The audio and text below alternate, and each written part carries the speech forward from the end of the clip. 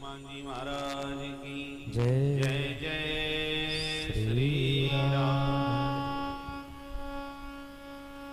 व्यासपीठ पर विराजमान हमारे परम स्नेही सुख स्वरूप श्री मुकेश जी महाराज तथा कथा के परम रसिक श्री हनुमंत लाल जी की इस पावन धरा पर परिक्षेत्र में विराजमान भागवत रस सागर में सराबोर होने वाले समस्त भगवत चरणानुरागी बंधुओं एवं श्रद्धामती भक्तिमती माताओं, निस्संदेह आप लोग बड़े पुण्यात्मा हैं, भाग्यशाली हैं जो हमारे परम स्नेही श्री मुकेश जी महाराज से इस पावन वसुधा पर भागवत की ज्ञान गंगा में गोता लगा रहे हैं। ये पूरा वातावरण निस्संदेह अद्भुत लग रहा है। आप लोगों का उत्साह उससे भी ज्यादा अद्भुत है। जिस ढंग से आप लोगों ने अभिनंदन और स्वागत किया, उससे आपके उत्साह और प्रेम का भाव दृष्टिगोचर हो रहा था, दिखाई पड़ रहा था। और वातावरण ये जो पूरा है कथा का, ये तो नैमिषारण्य भूमि लग रही थी। अभी हम लोग भी कथा कह के नैमिषारण्य से ही आ रहे हैं। तो नैमिषारण्य माने जहां एक एक निमिष का पूरा महत्व समझा जाता हो, ऐसा जो अरण्य है, अरण्य माने जंगल, उसका नाम है नैमिषारण्य। ये सारी पौराणिक कथाएं हैं, ये सब नैमिषारण्य से ही प्रारंभ हुई है। चाहे वो सत्यनारायण की कथा हो, चाहे भागवत की कथा, शुभारंभ नैमिषारण्य से ही होता है। तो यह वातावरण भी पूरा नैमिषारण्य भूमि जैसा है। और आप सब 88,000 ऋषि बैठे हो और हमारे मुकेश जी महाराज इस समय श्री सूत जी महाराज की तरह आप सब ऋषि मुनियों को कथा सुधारस का पान करा रहे हैं। श्रीमद् भागवत में गोपियों ने कहा है कि भूरिदा जना वो विघृणन्ति भूरिदा जना, जो भगवान के कथामृत का दान करे दुनिया में उससे बड़ा दानी कोई नहीं। कोई अन्न दान करता है, कोई वस्त्र दान करता है, कोई गऊ दान करता है, कोई भूमि दान करता है, परंतु भगवान की कथा सुना करके कर्णपुटों से कान के दोनों में साक्षात भगवान को ही पिला करके हृदय में बैठा देता है, उससे बड़ा कृष्ण जैसा दानी, भगवान कृष्ण का दान करने वाला, उससे बड़ा महादानी कौन हो सकता है। पर भगवान की कथा कैसे सुननी चाहिए, सौनक जी महाराज के विषय में बताया गया है। कथा रवि सौनक जी महाराज की सबसे बड़ी विशेषता है कि कथा सुनने में बड़े कुशल हैं। कथामृत रसास्वाद कुशल। तो कथा सुनने में क्या कुशलता, यही सबसे बड़ी कुशलता है। हम लोग कथा सुनते हैं दो दृष्टि से। यदि अनभिज्ञ हैं, ठीक से अभी कथा नहीं सुनी कभी किसी की, तो ये सुनते कि देखें कथा में क्या बात आएगी। ये वक्ता का पहली बार जो जनता आती है वो प्रचार से आती है। प्रचार ही नहीं करोगे, किसी को बताओगे नहीं, तो कोई आएगा ही क्या, पता कैसे चलेगा। प्रचार के बल पर आती है जनता, और दूसरी बार फिर वक्ता के बल पर आती है।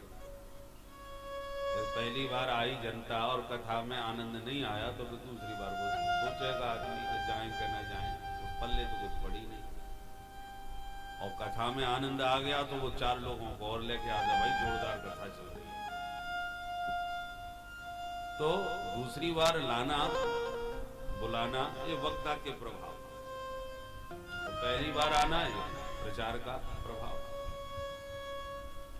तो जो अनभिज्ञ हैं वो तो विज्ञ बनने के लिए आते हैं कि कुछ नई बात सुनने को मिले, कुछ जानकारी मिले, हमें जीवन का कुछ मार्गदर्शन मिले, इस दृष्टिकोण से आते हैं। और जो विज्ञ हैं, हम भी कथावाचक हैं अथवा हमने भी 50 कथाएं सुन रखी हैं, वो जब आते हैं कथा सुनने तो ये तय करने आते हैं कि इनमें कितनी दम है। हमने बहुत कथाएं सुनी है, बड़े बड़े पंडितों की, बड़े बड़े विद्वानों की कथा सुनी है। अब इनका नाम सुना है तो देखें अब इनमें कितनी सामर्थ्य है। हमने तो ये सुनने का भी एक अहंकार होता है। हमने बड़े बड़े विद्वानों को सुना है, ये इनकी क्या कथा है, तो वो फिर वक्ता को नाप तौल करते हैं। जिन्होंने ये बात ऐसे कही, हमने तो ऐसी सुनी थी। जिन्होंने यदि वो जितना जानकार होगा उस हिसाब से वो थर्मामीटर लेके बैठता है नापने के लिए। इन्होंने श्लोक बोला तो कहीं अशुद्ध तो नहीं किया, तो वो पूरी कथा में फिर सुनता कम है और नाप तौल में ज्यादा लगा रहता है। इसलिए कथामृत रसास्वाद कुशलः का मतलब है कि कथा में जब सुनने बैठो तो एकदम खाली होके बैठो। अपने को भरा बना के जब हम बैठते हैं कि हम भी कुछ हैं, तो फिर सुनते समय नाप तौल में ही पूरा समय लगा देते हैं, भीतर से कुछ ग्रहण नहीं कर पाते। और जब खाली, भाई जब घड़ा पहले ही से भरा है तो आप पानी कहां से भरेगा उसमें? खाली हो गए तब तो कुछ भरे। तो जो भरे भराए बैठे रहते हैं वो फिर कुछ ले नहीं पाते, वो केवल नाप तौल में लगे रहते। परंतु जो खाली होकर के बैठता है कि भैया हमें तो कुछ आता नहीं, अब देखें आज महाराज जी क्या बताएंगे। कुछ लोग व्यवहार निभाने भी आते हैं, जैसा अमुक जगह कथा भई है, उन्होंने परीक्षित जी ने हमको विशेष कार्ड भी दिया था और टेलीफोन भी किया था, वो एक दिन भी नहीं जाएंगे तो बुरा मान जाएंगे, भाई बात खराब हो जाएगी, चलो आज हाजिरी दे आते हैं। तो व्यवहार निभाने के लिए भी लोग आते हैं। पर सच्चा श्रोता वो होता है जो भगवान से संबंध जोड़ के आवे। कोई भी कथावाचक हो, कोई भी कथा कराने वाला हो, भगवान की कथा हो रही है और भगवान हमारे हैं, इसलिए हमें ठाकुर जी की कथा सुननी है। हनुमान जी महाराज को कोई कथा सुना सकता है क्या?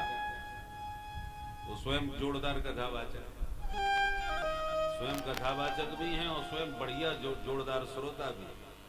जब वक्ता मिल जाता है तो कान लगा के सुनने लग जाते हैं और अभी तक सुन रहे हैं, हजारों सालों से अभी तक सुन रहे हैं।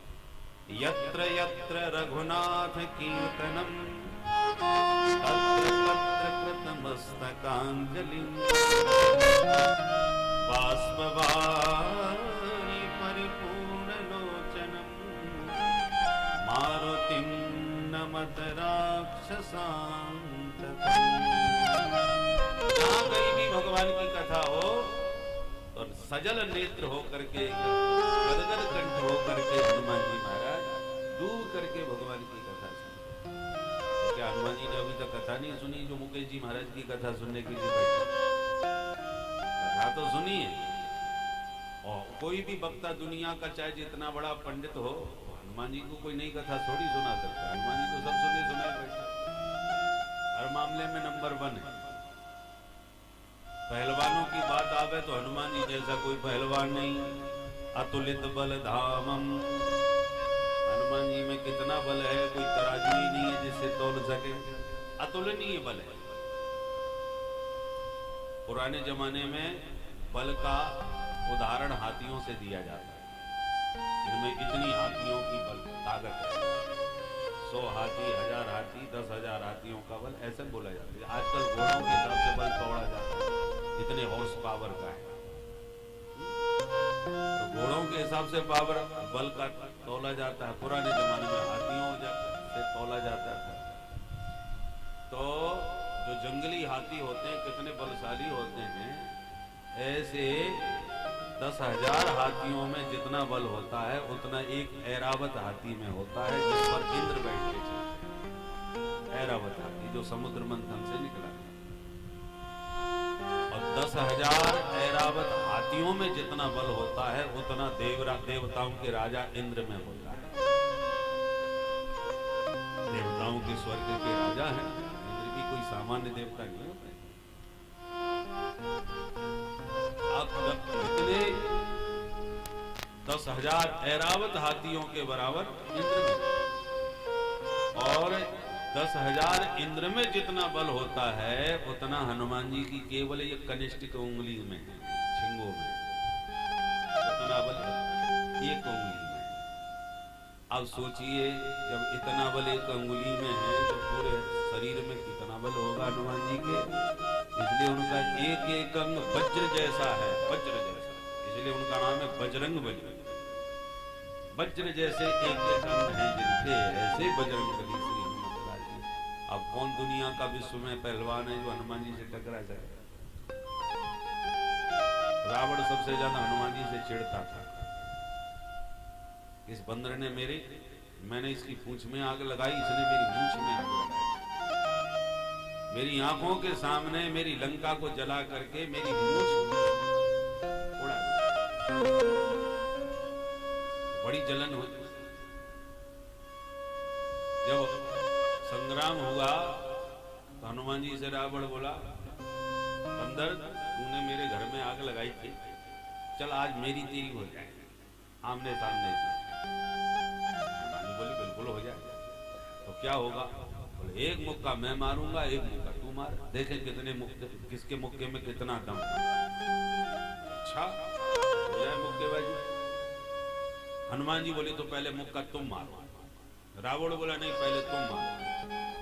हनुमान जी बोले देखो तुम ही पहले मार लो, नहीं तो मन की मन में ही रह जाएगी। हमने मुक्का मारा तो वो हो सकता है तुम्हें मुक्का मारने का मौका ही ना मिले, इसलिए अपने मन की तुम पहले कर लो। रावण ने कहा अच्छा तो ठीक है, तो हो जाओ तैयार। हनुमान जी तैयार हो गए और रावण ने पूरी ताकत लगा करके छाती में एक मुक्का मारा। हनुमान जी एक घुटना टेक गए और तुरंत उछल के खड़े हो। रावण घबरा गया, अरे खतरनाक है भाई, मैंने अपनी पूरी दम लगा करके मुक्का मारा और इसको कुछ भी नहीं हुआ, 1 मिनट में उछल के फिर तैयार हो गया। हनुमान जी ने कहा अब हमारी बारी, हो जाओ तो तैयार। और रावण घबरा, तो बहुत खतरनाक। हमने सोचा एक मुक्के में छुट्टी कर देंगे इसकी, फिर इसको कुछ नहीं हुआ। अब जैसे ही हनुमान जी ने मुक्का बांधा और मारने के लिए जैसी मुष्टिका उठाई, ब्रह्मा जी ने हाथ पकड़ लिया। सुनो सुनो, ऐसा मत करना, तुम्हारे मुक्के में तो इसकी चटनी उड़ जाएगी। और हमने इसकी मौत राम जी के हाथों लिखी है, हमारी तो लेखनी बिगड़ जाएगी पूरी। हनुमान जी ने कहा हमने मुक्का बांध लिया है। बोले अच्छा तो मुक्का मत मारना, मुठका मारना धीरे से, तो आ जाए। अच्छा ठीक है। और राम जी के ही हाथों जब इसकी लिखी है तो चलो ठाकुर जी हमारे प्रभु का नाम होना चाहिए, परंतु इसने हमको मुक्का, हमारी बात तो इससे पक्की हुई है, तो इसलिए इसको थोड़ा मजा तो चखाना पड़ेगा। तो पूरी ताकत से हनुमान जी ने जब मुक्का मारने की कोशिश की तो वो तो ब्रह्मा जी ने हाथ पकड़ लिया, तो जो वेग था मारने का वो थोड़ा कम पड़ गया और फिर धीरे से केवल मुक्का छू पाया, इतने में तुम्हारा चक्कर खा कर रावण गिर गया। केवल हनुमान जी के मुक्का के छूने से रावण चक्कर खा के गिर गया, नहीं तो हनुमान जी ने काम तमाम कर दिया होता, ये तो ब्रह्मा जी ना रोकते। तो इसलिए अतुलित बल धाम, हनुमान जी में कितना बल है, दुनिया की कोई तराजू नहीं जिसमें कोई तौल सके। तो जो बहुत ताकतवर पहलवान होते हैं ना, आपने कभी देखा होगा ना, आजकल तो टीवी में भी दिखाते हैं वो फाइटिंग, खूब बड़े बड़े कौन महाबली, आजकल अपने भारत का भी एक हो गया ना खली महाबली, कम से कम 7 फुट का होगा, लंबा चौड़ा। तो आजकल भी मुक्केबाजी खूब चलती है, उनका शरीर। भारत में जो पहलवान होते हैं ना खूब चरे चराए, उनमें बुद्धि थोड़ी सी कम होती है। कोई पहलवान बैठा हो बुरा मत मानना भैया, सबकी बात नहीं कह रहे, परंतु प्राय जो खाने पीने में और शरीर बनाने में ही लगे रहते हैं वो पहलवान लोग, बुद्धिमान आपको ज्यादा नहीं मिले। पर हनुमान जी की विशेषता है कि पहलवानों में अतुलित बल धामम है, और बुद्धिमानों की बात करें तो बुद्धिमताम वरिष्ठम, बुद्धिमानों में भी परम वरिष्ठ माने सबसे श्रेष्ठ, इनसे बड़ा बुद्धिमान कोई नहीं। और कोई पढ़े लिखों की बात करे तो ज्ञानिनाम अग्रगण्यम, ज्ञानियों में भी अग्रगण्य माने सबसे आगे नंबर 1। और कोई प्रेमी भक्तों की बात करे तो रघुपति प्रिय भक्तम, भगवान भगवान का इनसे ज्यादा प्यारा कोई भक्ति ही नहीं है, सबसे लाडले प्यारे भक्त हैं। इतने भक्त आए, राम जी ने अपनाए, आशीर्वाद दिया और बाद में कहा जाओ अपने अपने घर, भैया घर में रह के मेरा सुमिरन करना, पर हनुमान जी को नहीं भेजा कि तुम तो हमारे पास ही हो भाई परमानेंट। हनुमान जी को सदा सर्वदा के लिए राम जी ने अपने पास रखा। तो इनसे बड़ा प्यारा हनुमान जी जैसा भगवान का दुलारा कौन हो सकता है। रघुपति प्रिय भक्त, भगवान के सबसे प्यारे भक्त। तो भक्तों में नंबर 1, पहलवानों में नंबर 1, बुद्धिमानों में नंबर 1, ज्ञानियों में नंबर 1। अंत में गोस्वामी जी को कहना पड़ा सकल गुण निधानम वानराणाम अधीशम। महाराज एक गुण आपके कहां तक गिनाएंगे। आप तो सकल गुणों के निधान हो, माने जितने दुनिया में दिव्य गुण हैं वो सारे दिव्याति दिव्य गुण सब एक साथ आप में विराजमान हैं, इसलिए आप सकल गुण निधान हैं। यदि आपके एक एक गुण गिनाने लग जाऊंगा तो आपसे ही पूरी राम कथा मेरी भर जाएगी। मुझे राम जी की कथा कहनी है, इसलिए एक शब्द में कह दिया सारे गुणों के आप भंडार। ऐसे श्री हनुमंत लाल जी हैं, परंतु फिर भी इतने ज्ञानी होने पर भी भगवान की कथा अभी भी हम कलयुग के व्यासों से सुनते हैं। क्यों सुनते हैं? क्योंकि जानने के लिए नहीं सुनते, जानकारी तो उन्हें पूरी है, केवल इसलिए कि मेरे प्यारे प्रभु की चर्चा हो रही है, मेरे राम जी की चर्चा हो रही है, मेरे राम जी की कीर्ति का गायन हो रहा है। देखो भाई, जिससे बहुत प्यार होता है उसकी प्रशंसा सुन के बड़ा आनंद है। बाप को अपने बेटे से बहुत प्यार है, अब उसके बेटे की कोई तारीफ करे, तुम्हारा बेटा बड़ा बुद्धिमान है भैया, कॉलेज में टॉप, और उसने तो अब की बार राष्ट्रपति पुरस्कार प्राप्त हुआ है, उसको बहुत जोड़ रहा है। तो जो जितनी तारीफ करे वो आपका सीना उतना ही चौड़ जाता है और आनंद से आप भर जाते हैं। एक ने सुनाया और पूरी कहानी सुना के गया, राष्ट्रपति ने ऐसे पुरस्कृत किया, फिर उनको उसने माला पहनाई, फिर ऐसा किया, वैसा सब सुना के गया। अब दूसरा पड़ोसी आया, अरे साहब हमने सुना है आपके बेटे को राष्ट्रपति पुरस्कार मिला। तो आप सब जानते हैं, फिर भी सुने सुनाए बैठे पहले से ही, अभी अभी सुना के गया, फिर भी कहोगे अच्छा तुम्हें कैसे पता चला? बोले साहब हमने तो टीवी पे देखा, अरे उसको ऐसा माला पहनाई और फिर उसको ऐसा सम्मान दिया, फिर उन्होंने हाथ मिलाया। तो जब 50वें दिन में आवे, परंतु आप नहीं कहोगे हमें भैया सब सुने सुनाए बैठे, हमें सब मालूम है, तुम हमें क्या बताओगे, हमारा बेटा। पर ऐसा कोई बोलता नहीं। जितने लोग तारीफ करें आप उतने ही सुन सुन के गदगद होते हैं, जबकि आपको सब पता है, 50 लोग सुना चुके। क्यों? क्योंकि आपका अपने पुत्र में अत्यंत प्रेम है, उसकी तारीफ में आपकी छाती चौड़ जाती है और आपका हृदय आनंद से भर जाता है। अपना जो भी आपका प्यारा हो, चाहे पुत्र हो चाहे पत्नी हो, पत्नी की भी कोई तारीफ करे, तुम्हारी जैसी पत्नी था मोहल्ले भर में क्या पूरे गांव भर में ऐसी नहीं होगी, प्रसन्नता होगी। कोई भी आपका जो जिससे भी आप प्रेम करते हो, या आपके गुरुजी ही सही, आप गुरुजी में श्रद्धा रखते हो, उनसे प्रेम करते हो, तो आपके गुरुदेव की कोई महिमा गावे तो आपका बड़ा मन प्रसन्न हो गया कि हमारे गुरुदेव इतने ऐसे हैं। तो जिससे प्रेम होता है उसकी प्रशंसा से आनंद आता है, और कभी पेट नहीं भरता, चाहे जितनी प्रशंसा सुनो उसकी, कभी तृप्ति नहीं मिलती कि बस बस हम तो पहले ही से सुने बैठे। ऐसे ही हनुमान जी राम जी के प्रेमी हैं। प्रभु चरित्र सुनबे को रसिया, प्रभु चरित्र सुनबे को रसिया,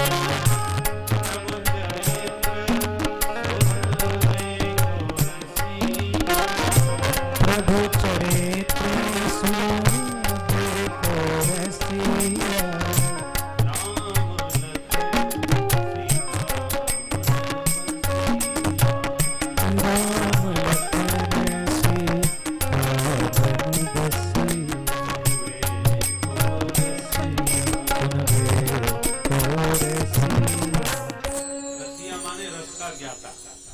राम जी की कथा सुनने के इतने रसिया हैं हनुमान जी कि कभी भी कितनी भी कथा सुन लें इनका पेट कभी भरने वाला नहीं है। जब राम जी पूरी प्रजा को लेके जा रहे थे अपने साकेत धाम, प्रजा सहित रघुवंश मुनि, तो हनुमान जी से कहा तुम वहां क्यों खड़े हो, चलो आओ बैठो विमान में, हम जा रहे हैं सबको लेकर के साकेत में। हनुमान जी ने हाथ जोड़ के कहा महाराज जी बताओ आपके उस साकेत धाम में आपकी कथा सुनने को मिलेगी? भगवान बोले वहां कथा तो नहीं मिलेगी पर हम तो मिलेंगे।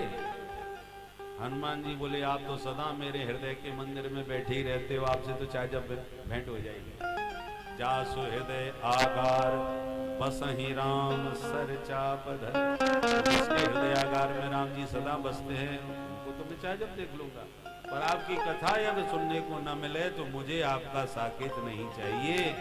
जब तक इस धरती पर आपकी कथा रहेगी तब तक ये हनुमान भी रहेगा। बोल हनुमान जी महाराज की जय। ऐसे कथा के परम रसिक श्री हनुमंत लाल जी हैं। तो आप भी यहाँ पर इतनी दूर, मुझे तो गांव का तो कोई दर्शन ही नहीं हो रहा, जहाँ भी होगा और आसपास ही होगा, पर गांव से हट करके है। तो हनुमान जी का स्थल है ये, यहाँ पर वही आएगा जो कथा सुनना चाहता हो। नहीं तो कई तो ऐसे होते ना, कथा हो रही है तो चलो घर में आराम करते रहें, कथा भी सुनते रहें, माइक बज तो रहा है। परंतु यहाँ पर आप हनुमान जी के सानिध्य में जब कथा सुनेंगे तो हनुमान जी की कृपा भी मिलेगी और सुनने का तरीका भी समझ में आएगा। जैसे हनुमान जी सुनते हैं, सब सुने सुनाए बैठे हैं और सबको सुनाते हैं। अशोक वाटिका में जानकी जी सशोक बैठी थी, दुखी हो रही थी, परंतु हनुमान जी की जब दृष्टि पड़ी तो देख जानकी दीन परम दुखी भा पवन सुत, देख जानकी। हनुमान जी बड़े दुखी हो गए, अरे अब माता जी से हमारा पुराना कोई परिचय तो है नहीं, तो अब मैं इनका कष्ट कैसे दूर करूं। तो ऊपर बैठे थे पल्लवों में, तरु पल्लव में रहा लुकाई, करे विचार करूं का भाई। बैठे बैठे सोच रहे मैं करूं क्या और माता जी का कष्ट कैसे मैं मिटाऊं। हनुमान जी ने कहा एक ही तरीका है कष्ट मिटाने का, क्या? बढ़िया सुना दो कथा, मिट जाएगी जीवन की व्यथा।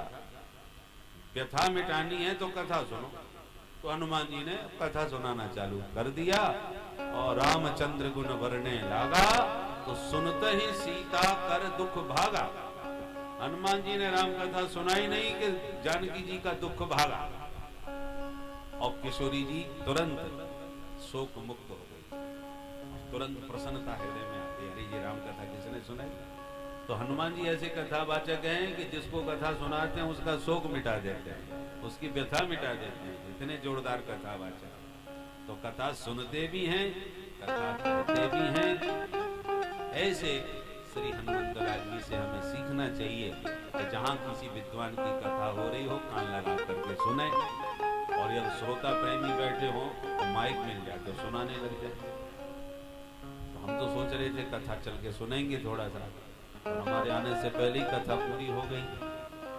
तो हम मैंने सोचा कि चलो कोई बात नहीं, कथा पूरी हो गई तो हम कथा आगे बढ़ा देते हैं।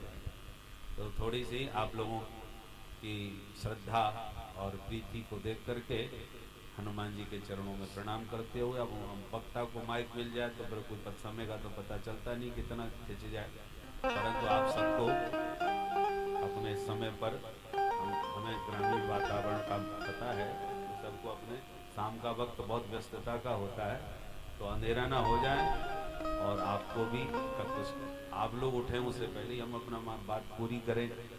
इसलिए व्यासपीठ को प्रणाम करते हुए हनुमान जी के चरणों में बारंबार श्रद्धा के पुष्प समर्पित करते हुए आप सबको बार बार शुभकामनाएं और धन्यवाद देते हुए, आप लोगों ने इतना प्रेम उत्साह दिखाया और हमारे मुकेश जी महाराज की कथा का से आनंद लीजिए। कल तो शायद नंद महोत्सव तो कट होंगे, नंद महोत्सव आप लोग बनाएंगे, गोपी ग्वाला बन करके आएंगे और बढ़िया नंद के आनंद भय का आनंद लेंगे।